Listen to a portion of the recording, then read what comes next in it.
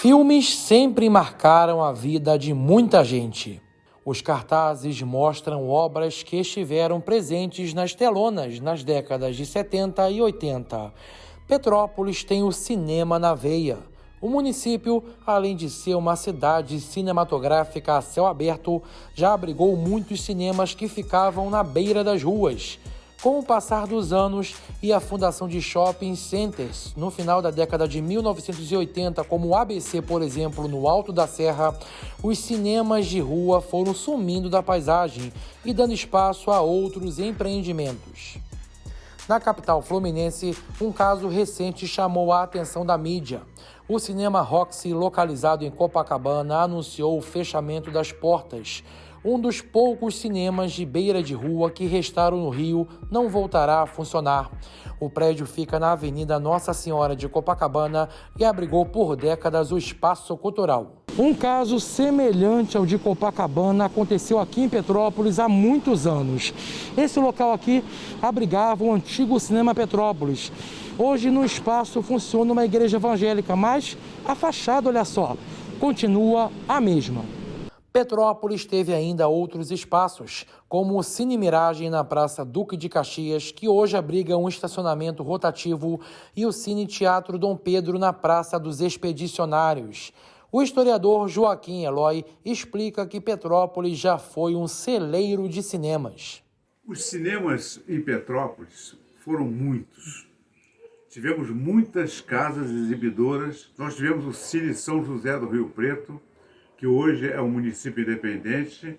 Tivemos o Cine Correias, o Cine Bogari, o Cine Mariano, ali próximo à Igreja do Sagrado Coração.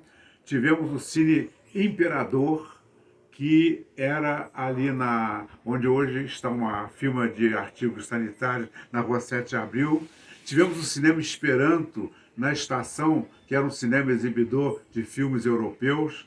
Tivemos o Cine Glória, o Cine Santa Teresa, no Alto da Serra, o Cine Teatro Amaral Peixoto, que era no Batalhão, e assim vários cinemas. Mais tarde surgiu o Casablanca, do empresário Germano Valente. Enfim, Petrópolis tinha uma profusão enorme de cinemas. Pelo tamanho do município, era cinema demais. O historiador fala que, com o passar dos anos, os cinemas foram diminuindo em número por causa da concorrência com a televisão. E eu até, pessoalmente, achei que o cinema ia acabar, mas pelo contrário, a televisão aumentou a produção de filmes que agora são feitos para esse veículo e não para as casas exibidoras. Mas aquela vontade, aquele desejo, aquele gosto do espectador de ir ao cinema, experimentar aquele escurinho do cinema que o samba brasileiro tão bem expressou numa peça, eu acredito que o cinema não morrerá, a casa exibidora há de existir. Joaquim faz referência a locais que são lembrados por muitos petropolitanos.